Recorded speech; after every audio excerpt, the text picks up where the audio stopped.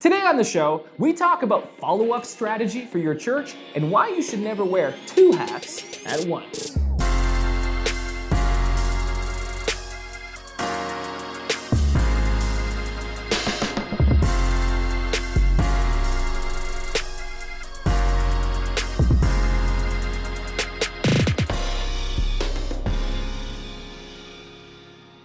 Well, hey there, Pro Church Nation, and welcome to the 11th episode of Ask Brady, where we answer your questions pertaining to church, digital media, the internet, and all around communications.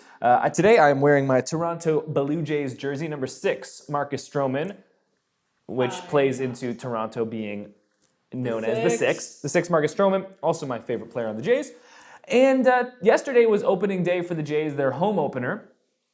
Interesting fact, the Jays are in the middle of their worst start in the history of the franchise. They are 1 win and 6 losses, 7 games in.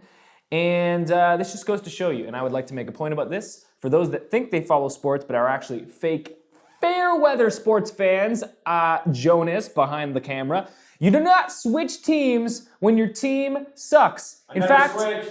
You switched. Never switched, love both teams. Fake. You can't. Also, you're not allowed to like multiple teams within the same sport. That is sacrilegious. I do that too. You know what, Pro Church Nation? Comment below, wherever you're watching or listening. Can you cheer for 2 sports teams within the same league? I.e., I am a Toronto Blue Jays fan and a New York Yankees fan. Or I'm a Cleveland Cavaliers fan and a Miami Heat fan.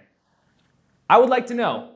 Spoiler alert, the answer is no, but if you're going to say yes, I would be interested in hearing your reasoning, and I'm sure Jonas would too, as he needs someone to justify his poor decision-making in life and in sports. Point being, I am actually more of a fan when my teams are losing than when they're winning, because it's easy to be a fan when the teams are winning. In fact, it's harder to get tickets because everyone is like jumping on the bandwagon, they cost more money.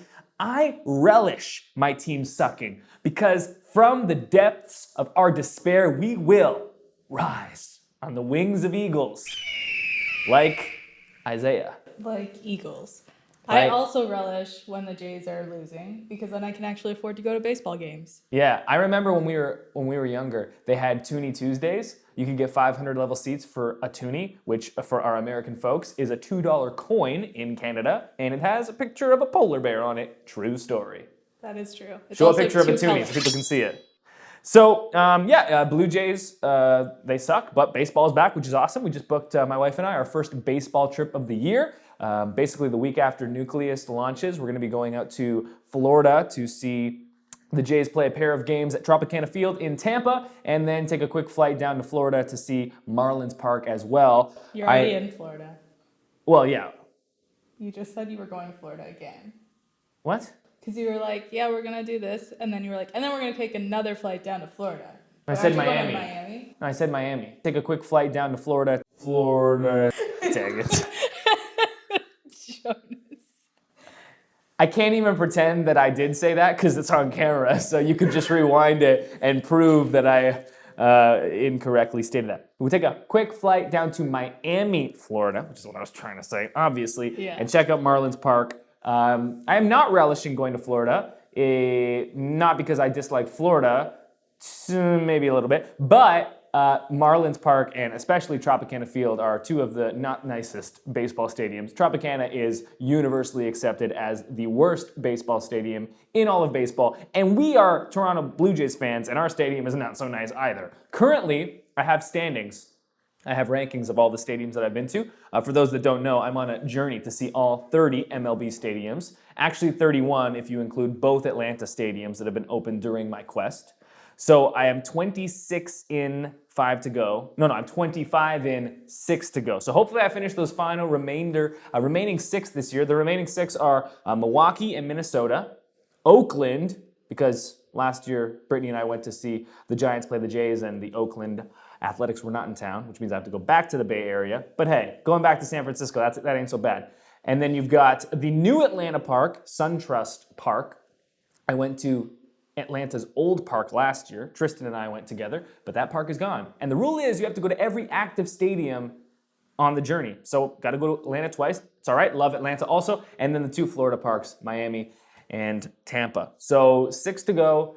And right now on the rankings, the Toronto Blue Jays Rogers Center is last, if I had to rank them from best to worst. Wow. Top 3, number 1, Fenway Park in Boston. Number 2, Wrigley Field in Chicago. Number 3, Petco Park in San Diego, which is interesting because that's a newer park. There's a lot of baseball news right now. Anyways, lots of sports things. That's why I'm wearing my Blue Jays jersey. We have the Nucleus counter up. Nucleus is so close, guys. We're putting the finishing touches on the platform, just finishing touches.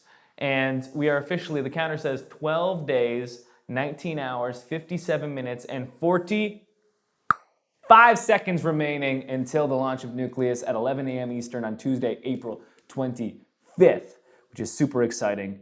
And I am thrilled because Pro Church Nation is amped. I am getting daily, multiple messages every single day on multiple platforms saying, "Let me in now." And I say, I will let you in as soon as I can, but I am not even let in to the platform yet. But enough about that. We have a show to do. We have questions to answer. So, Roxanne, start us off. Question number 1. So the first question comes from Owen. Owen says, "Hey Brady, question for you. I help out with media at my church, and I've been hearing you talk a lot about having a central hub, cotm.info, etc. And I'm all ready for integrating that into my church. Here's the thing. I just built a new website for my church through Squarespace. Is there a way to integrate the two?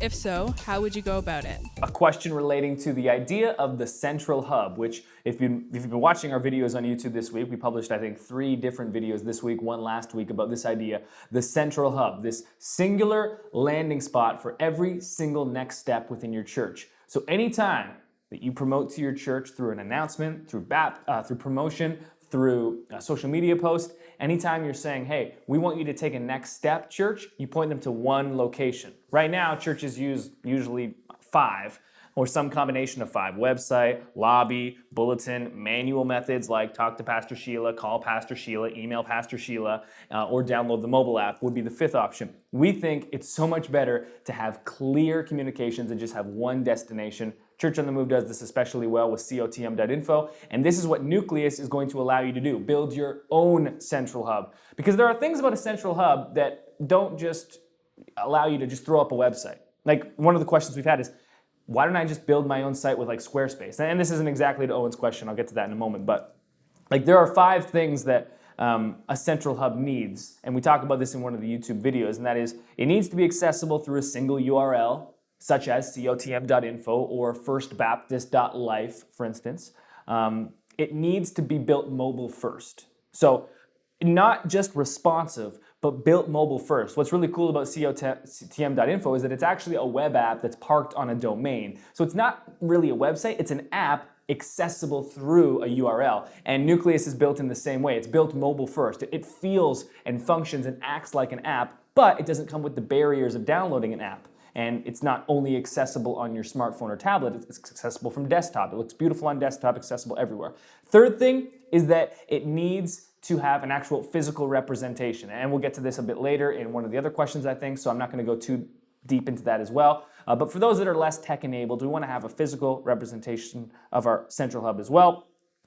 Fourth thing is that it needs to be able to capture and store information. And again, this is why you can't just put up a regular site. A regular Squarespace site is not going to act and function like an app. It's not also going to be able to capture and store information. You might be able to integrate forms into some way, but they're not going to be able to integrate with your church management systems, not going to integrate with your giving system, and this is what makes Nucleus such a robust and awesome platform. And the 5th and final thing that your central hub needs is that it needs I always forget the 5th one. Now, I'm forgetting a different 5th one this time. Accessible at all times, I said that. URL, mobile first, capture and store information. Physical presence, that's 5. Oh, that's 5. You must have missed I must have just like combined one somehow. Okay, great. Well, that's all of it. So that's why we can't just put up a website. With that being said, we've had a lot of questions and confusion, like, does this replace my website? How do I integrate my existing website with this? The thing about church websites nowadays is that they're mostly built and targeted towards new visitors. We just released, we talked about this, we just released our top 25 church websites of 2017 report. And if you look at the above the fold section on all of these websites. And when we say above the fold, what we mean by that is that the first thing that you see when you land on a website, before you begin scrolling, what is above the fold of what would be scrolled to? What do you see? And all the best church websites nowadays, and most church websites in general, they're targeted at new visitors. So you'll see something like a headline and it reads, "We're saving a seat for you," or "Welcome home," or something about invitation, and it's not meant and written towards the people already in the church. It's written towards a potential new visitor. And what this does is it kind of leaves out our existing congregation. And so how do churches fix this? Well, they try to serve two very unique audiences at different stages of their relationship with the church with one platform. And so, you'll see let's say you're a potential visitor and you land on the site and it's like, "We're saving a seat for you." And you're like, "Oh, cool. Okay, great. Service times. Okay, what about my kids? Where do I park? What should I expect? Do I have to wear anything special? How long is the service?" You're learning all these things. But then in the middle of that, it's like, "Sign up for baptism." And you're like, "Oh, whoa, okay, look, we were just talking about service times and now you're dunking me and we're kind of having we're cuddling in the water together. That's a bit much. We just had baptisms. They're a very intimate experience, okay? And so you have these type of conflicting messaging and it can rub people the wrong way. And the same goes for the people already in your church. They go to your website and they're scrolling through I'm just trying to find baptism and all I see is stuff about service times. Yes, I already know when our service meets. I've been coming for 11 years. Where do I sign up for baptism? And so this is why instead of trying to have this one platform that serves two unique and very different audiences, we think you should have two platforms. Your main website, completely targeted towards new visitors, at least the homepage at the very least, and then your central hub. Build it with Nucleus, build it yourself, however you want to do it, but your central hub that is built and targeted entirely towards your existing congregation. Now, how do you link these two sites together? Well, the key is that they are two unique sites, okay? They're not the same site.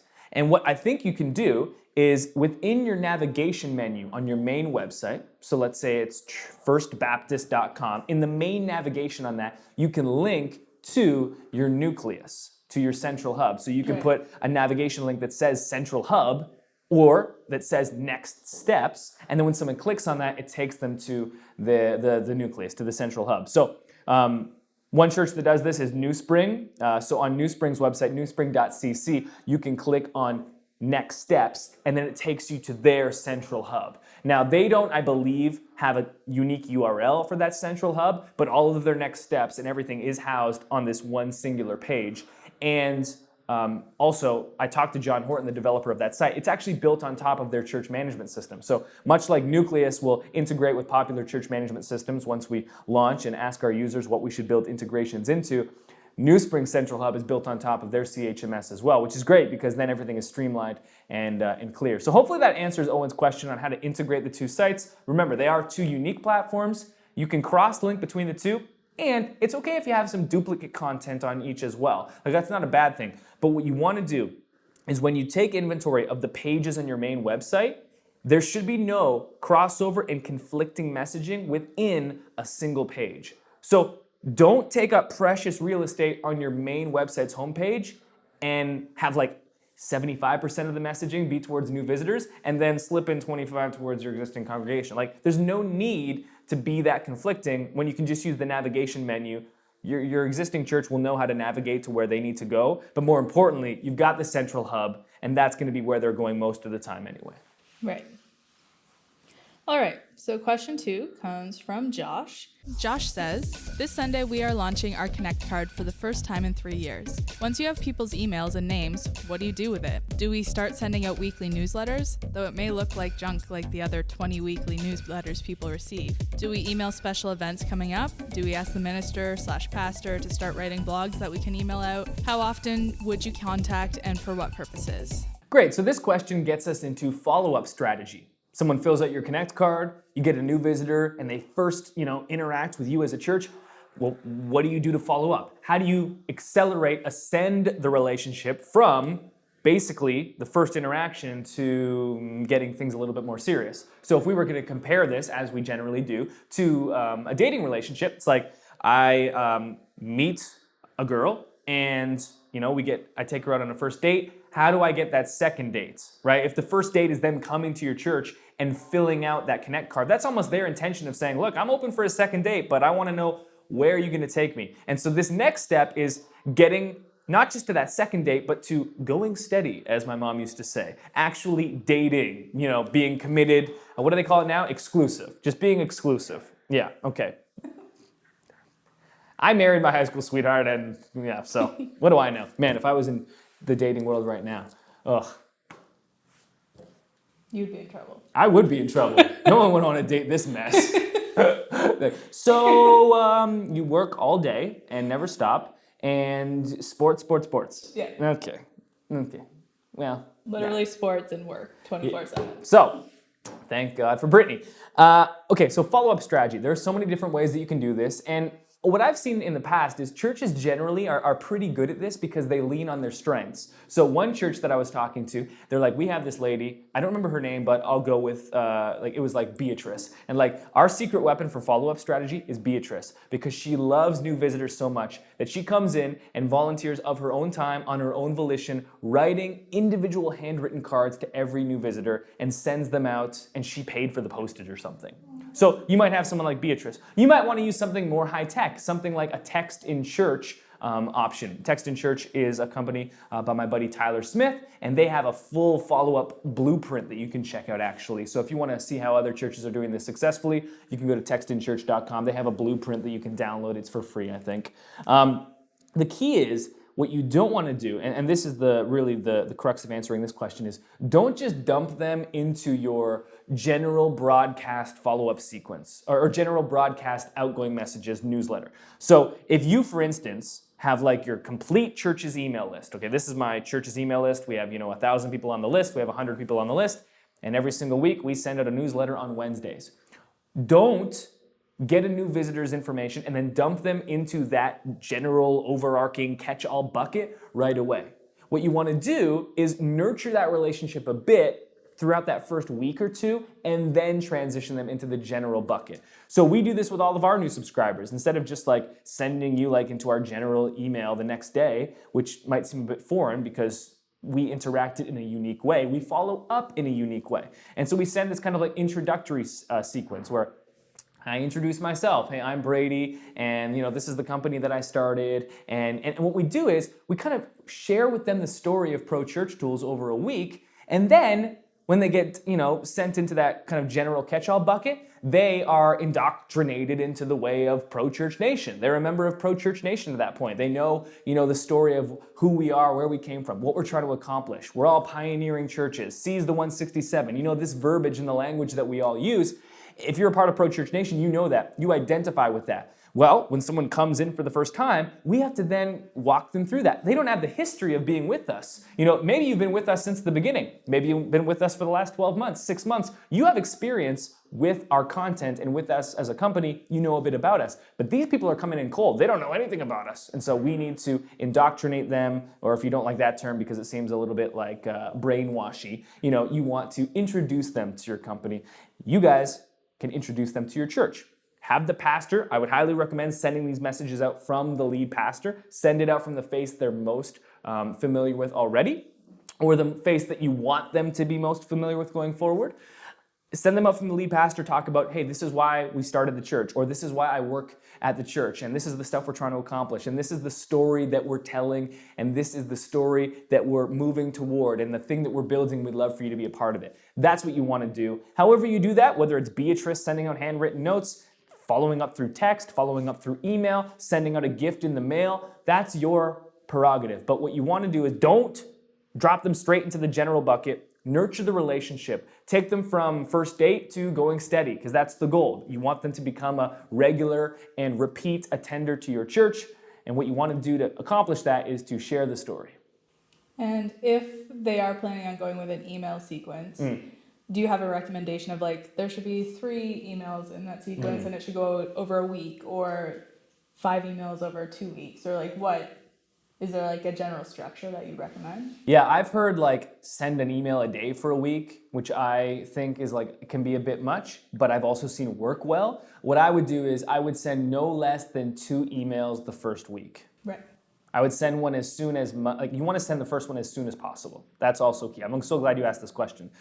This is why something like Nucleus is so important, because you can like integrate with something and then automatically trigger this.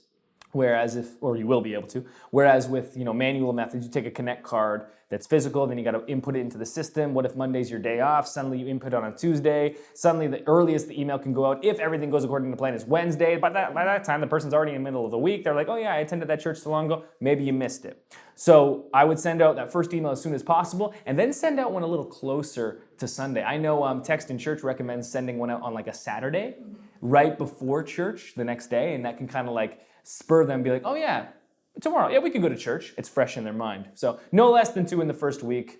Yeah, that's probably good. Yeah. All right. Question 3.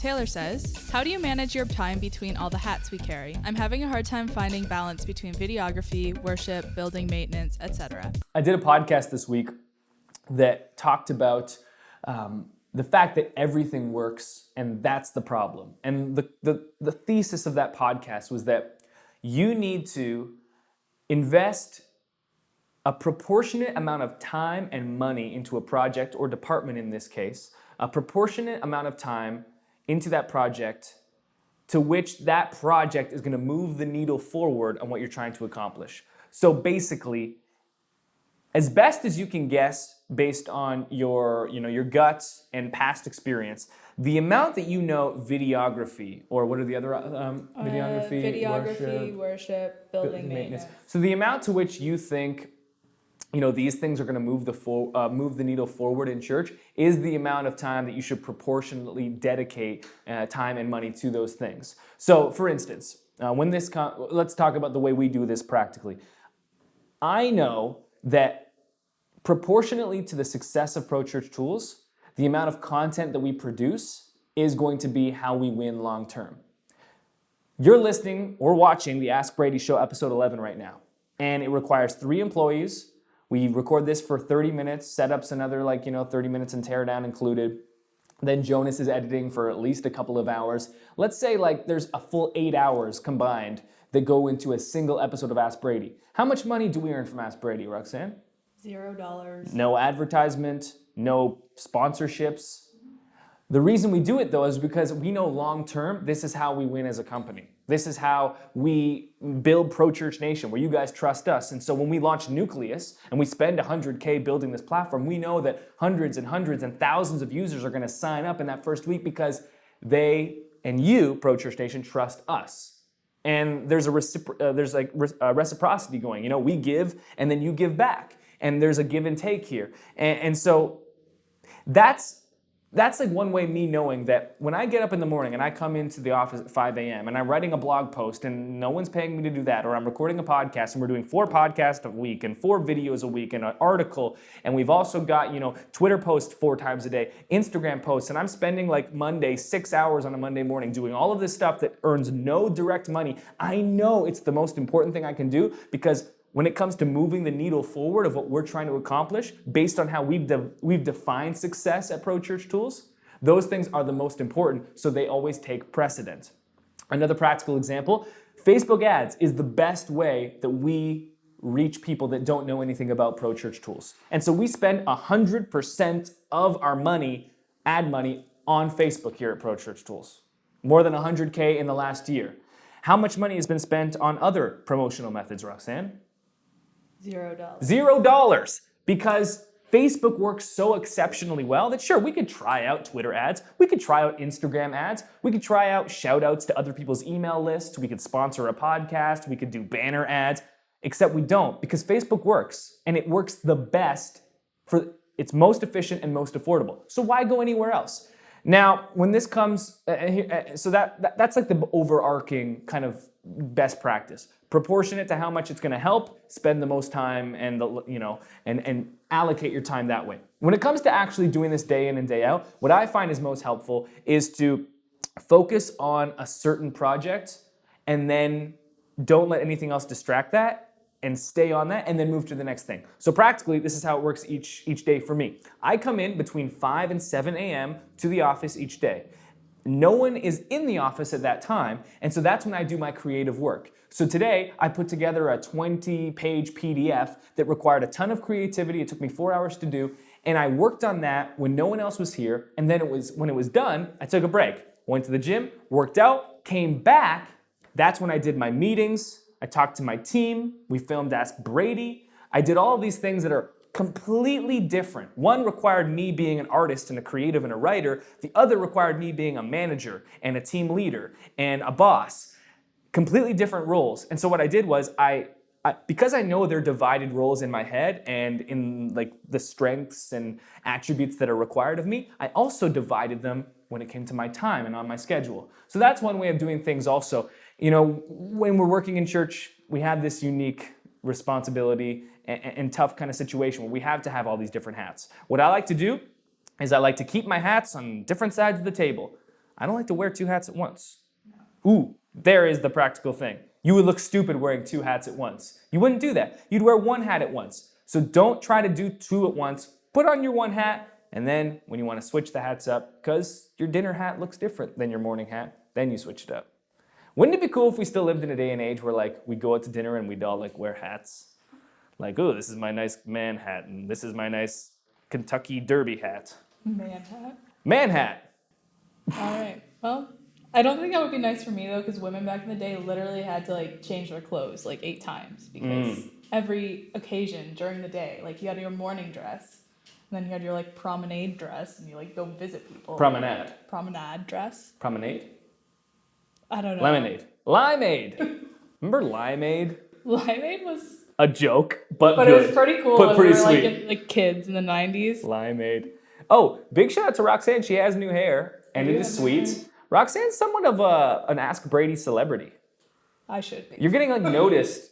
Like I've never been noticed for Pro Church Tools unless it's been at like a conference where obviously people know me. You're getting like stopped in the streets. Are you Roxanne from Ask Brady? Well, I get stopped in the streets and they talk to me about how cool you are. So I'm not entirely sure that it's... Still, you're the one getting recognized, not me. I just blend in. All right, on to the final question. So the last question comes from Redemption Media on Instagram. Redemption Media says, "Hey Brady, enjoy following you here on Instagram and getting some insight from you. We have recently launched a Next Steps hub at church in order to point people in the right direction when they are wanting to get plugged in. We've had a few people want the Next Steps hub to be online, but we don't want to go away from the person-to-person interaction you get from signing up in the lobby. What are your thoughts on something like this?" So I said we would hit on this earlier. This is one of the key characteristics that your central hub needs to have, and this is what makes Nucleus so awesome. You need to have a physical representation of your central hub, meaning I would not recommend having it completely online. Now, if you have a really, really young church, you know, where like everyone's basically 30 and under, then you could probably get away with it. But if you're like most churches and you've got people, very vocal people in most instances, that are older and less tech savvy, and the key here is less tech savvy, because there is this kind of, you know, expectation that like old people don't know anything about tech. My grandparents were here. They were in Florida, of all places, over the winter. They came back they came by the office for the first time. Within like a couple minutes, they were like talking about the WhatsApp group message that they had set up for the entire family, and they were explaining to me why it was more important than iMessage, because like, well, people have different devices and iMessage doesn't work across everything, and then the group text doesn't work great, Android to Apple, and I was like, and they're like, so this is the WhatsApp thread, and I was like, y'all are 75 and crushing it. So grandma and grandpa, if you're watching, way to go. So like, we have to like, we shouldn't assume that like old people like are like, oh, what do I do with this phone? Bippity boopity, and don't know what they're doing, because it's just not the case for like 9 out of 10 elderly people. Bippity boopity. With that being said, that's not the only reason a physical representation of your central hub is important, because a lot of the times people are going to have questions, and using your lobby as a next step is awesome. It's a great thing. If you want to be baptized, go to the lobby and we'll get you signed up. Someone can go and be like, okay, I want to get baptized, but like I'm kind of worried, like what does it take? And like maybe they have follow-up questions and they're not really ready to commit. Having that physical central hub that, and here's the key, is accompanied by an individual is awesome. So what is great about Nucleus is that you can set up Nucleus on a tablet. You can remove the navigation and you can use guided access on your iPad so that no one can leave the page. So it's locked on, there's no navigation, all you see is the Nucleus. You could set that up on like 1, 2, 3 tablets in your lobby. These could be your central hub kiosks, and then there's someone that's standing there. So let's say, Beatrice rolls up because she's like, I'm ready to sign up for a old lady small group. And she's like, but but can you tell me a little bit more about this small group? Like, when does it meet? And then you're like, well, it actually meets, just down the street from the church, and this is the time at 7 p.m. on Wednesdays. Yeah, but what happens? Well, what happens is, they get together. It's about an hour long. And do I need to bring anything? Well, yeah, it's recommended that you bring a dessert or side to share. It's a lot of fun. At this point, Beatrice is like, I'm ready to sign up. And then the individual there can be like, great, walks over to the tablet. If Beatrice needs help in signing up and entering her name and email and phone number or however you're capturing that information, great, that individual can help. If not, because Beatrice, has used a device before, she can do it herself. And this isn't just for old people. You could have like a 25-year-old that wants to know more about small groups before committing to a small group. Here's another great advantage of this. Now that Beatrice or 25-year-old Trevor, have used the Central Hub in the lobby, that's the exact same software that they can access throughout the week directly from their device, desktop, mobile, or tablet. And now they've already used it once at the church. You're not running two separate pieces of software, because this is what mostly happens within churches. If you have kiosks that are set up in the lobby, they're using different software, and then you send people to the website. Even though you're having two different representations of the Central Hub, one that's accessible from someone's device and another that's accessible from your devices, it's still the exact same thing. It's all powered on the exact same software. And so when someone signs up for small groups in the lobby, when Trevor signs up in the lobby, and Beatrice, because she's a very, very progressive, tech-forward individual who's 85, and she signs up for small groups on her phone, it doesn't matter to you, the church, they both go to the exact same place. And so now you are not trying to maintain a bunch of different platforms, right? Because we're not just thinking about how this affects our churches and our congregation, like, oh, we're sending them to all these different places. We also have to think, how does this affect us as staff and pastors at our churches? You don't want to maintain a bunch of different platforms. There's a reason that churches aren't very good on social media. It's because they're like, whoa, what about, we got to do Facebook, we got to do Instagram. We're not good at juggling all of these different, mediums. Why? Because we're already juggling a bunch of different hats. And so if you can just worry about maintaining one single platform, that's awesome. It's great for your congregation, and it's great for you, the pastors, and the staff as well. Just to kind of put a bow on this and close it out, I like to think of the way that most churches communicate now as the way like my dad communicates when he's giving directions. So he'll be like, let's say like we're going to like meet up at the Toronto Raptors game. He's like, well, you could there. Oh no, wait, no, that's the Southern voice. He's Canadian. Okay, I gotta get the Canadian voice on. How do I do? Okay, Canadian. I can't do accents, so you're on your own. Oh yeah, there, bud. You could take the 401 down to the QEW. You could take Thorold Street down over to Stanley. Oh, but now this time of day, you might want to avoid that kind of traffic. So if you take Thorold Stone over to Dorchester and then up of Drummond, and then you hang a left onto Thorold Stone West and then back to Drummond East. Oh, but you know what? Gas mileage, you want to have the most direct route. So if you actually took the 420 over to... It's like, Dad, I don't need 4 different directions to get to the same destination. Just give me one set of directions.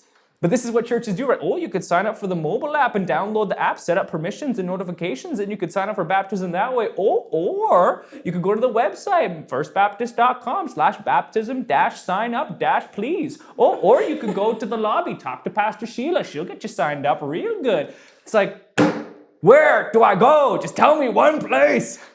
That's what this is like, right? Yeah. So one singular place. You've got the physical representation, tablets set up running the Central Hub. You've got the digital representation, exact same software, except instead of having kiosks that are set up by your church, everyone has a kiosk in their hand nowadays. All the same software, it's all being stored in the same place, and everyone's happy. Nucleus.church. Tuesday, April 25th, 11 a.m. Eastern. Get on the launch list, www.nucleus.church. Oh, the countdown is off. I was going to give an update on the countdown. It's basically the same, just a couple of minutes later. Whew, all right. We went short last week with Ask Brady, so we went a little bit longer this week. Last week, I was very bogged down by birthday cake donut. I couldn't even talk. I was just trying to get through. Today, got my espresso back, and I'm feeling hype. And so hopefully that was helpful. If you want your question answered, hashtag Ask Brady on Facebook, no, not Facebook. Where? You do it. Instagram. You do it. I'm going to just listen On to you. Instagram and Twitter, you can hashtag Ask Brady. And we'll find it. I will find it.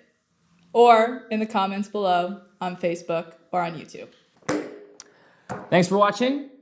Hopefully you have an amazing Easter weekend. This is coming out a bit early. Normally Ask Brady goes live on Friday, but we're going live on Thursday this week because Good Friday is tomorrow. You've been planning for so long, so many of our churches have, for a big Easter weekend. You're gonna have tons of people coming through your doors that have never been to church before, never been to your church before, maybe never heard the hope of Jesus and that reconciliation story that has meant so much to so many of us. So have a great weekend. We'll talk to you next week on the next episode of Ask Brady.